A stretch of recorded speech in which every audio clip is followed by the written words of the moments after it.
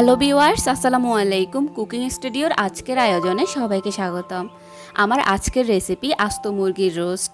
কিভাবে খুব সহজে অল্প উপকরণে আস্ত মুরগির রোস্ট তৈরি করতে হয় সেই রেসিপিটি আজ আমি আপনাদের সাথে শেয়ার করব। তো চলুন রেসিপিটি দেখে নিই।